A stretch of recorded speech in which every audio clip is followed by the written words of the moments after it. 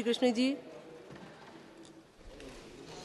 Thank you, ma'am, for allowing me to speak on India's strong, successful, and decisive Operation Sindoor. I wish opposition has taken this spirit and expressed it. Ma'am, before I start my speech, let me quote from Kautilya's Ardhashastra. When a righteous king is attacked without a cause, he must retaliate with all his might to protect his people.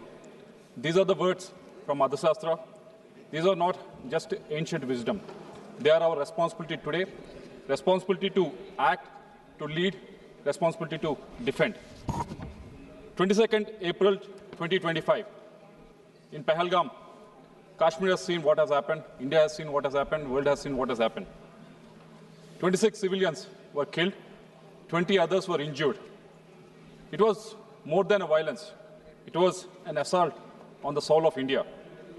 Tourists were held at gunpoint, asked about their religion. Based on that, they were shot dead. They were shot dead in front of their children. They were shot dead in front of their wives. This is not war, it was slaughter. Just 10 days before this has happened, I was there in Kashmir. Kashmir was thriving. Tourists were everywhere.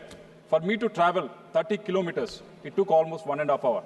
When I asked the driver, taxi driver, he was telling me the last 4 years or so, the tourists were flocking into Kashmir and the economy was thriving. But this Pahalgam attack has changed everything overnight. And India, as Kautilya said, has responded. On May 7th, Operation Sindoor was not just a retaliation, it was a statement of restraint, a statement of precision, a statement of resolve. We did not act in anger, we acted in accuracy. We did not just act with emotion, but we acted with ethics. Our actions were grounded in Article 51 of the UN Charter, which guarantees the inherent right of self-defense when a nation is attacked. When the terror crosses borders, self-defense is not just a right, it becomes a duty. With Operation Sindoor, India has sent a very strong message. The message was very clear. India will wait, but India will never forget.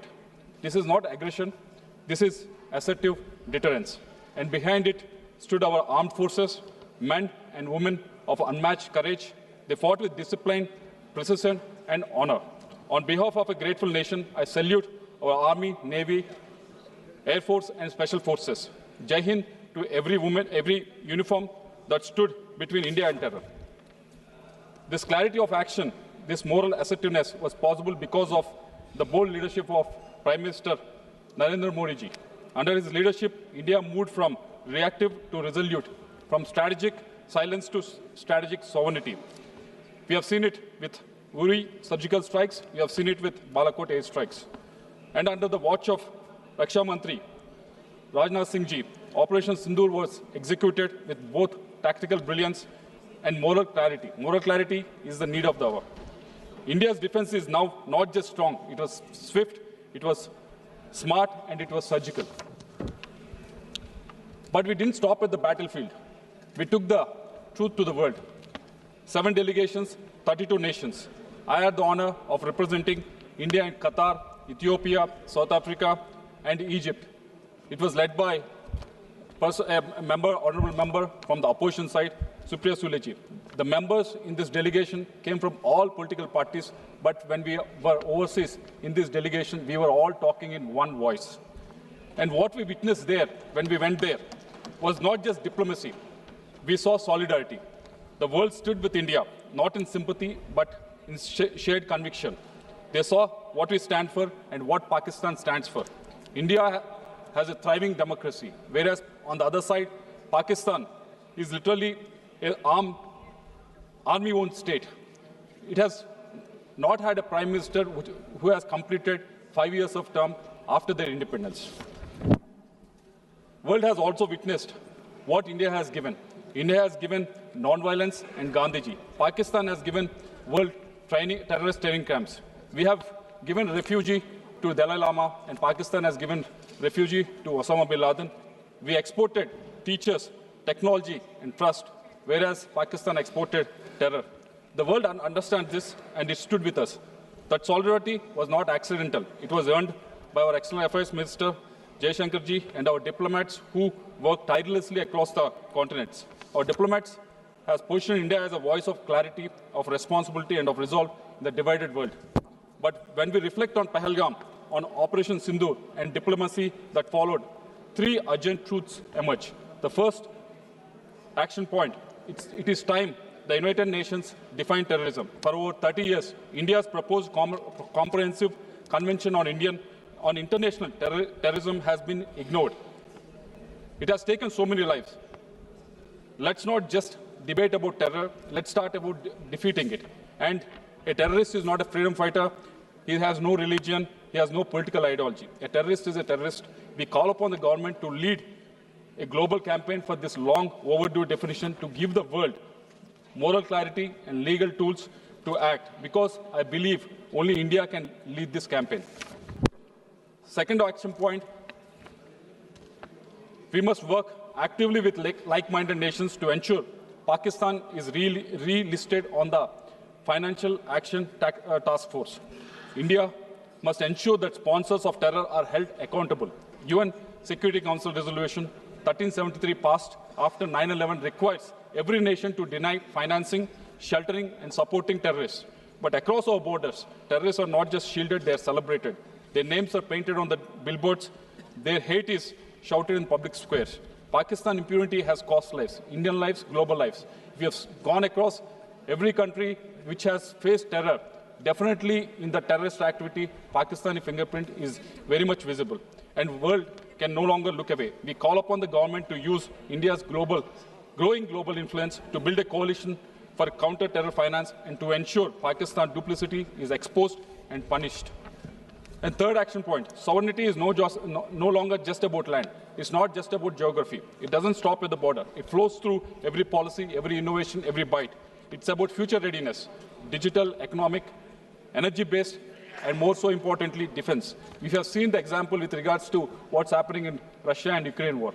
Both the countries are waging a war for a very long time, but now none of them are able to move an inch forward because technology is advancing so fast so that both the countries can really catch up.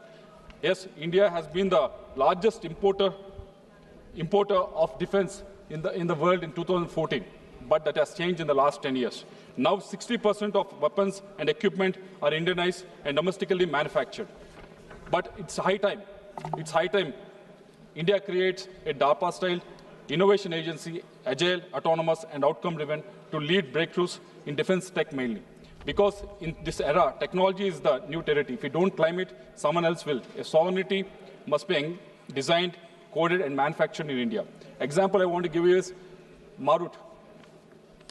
It was designed by HAL, first fighter jet designed and built in Asia outside the Soviet bloc in 1960s. It was there in India, a jet fighter which was designed and manufactured and delivered in India. It was in action. It has seen the action in 1971 Indo-Pak War also.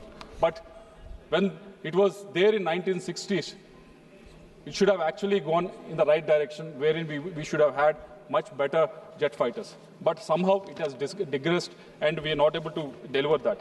It's because unless we have a great vision, unless we have a strong leadership, it would not happen. So I request government to actually look at in a direction in such a way that this defense technology gets enough funding so that Indian manufacturing, Indian defense tech can be on par, because going forward, our sovereignty depends on how much and how well we can innovate, how much and how fast we can innovate in this country. Operation Sindoor showed what India can do in critical hours. Now let's show what we can do in transformational decades. Sovereignty is not just about the LOC, it's about labs, our code, our skies and our chips. Let's not just defend India, let us define the future, not just power of strength, but a force of foresight. This is India's movement. I believe that rooted in our constitution, aligned with the international laws, protected by our armed forces, led by our bold leadership in the form of our Prime Minister Narendra Modi ji, and driven by the will of 1.4 billion Indians. Thank you. Jai Hind.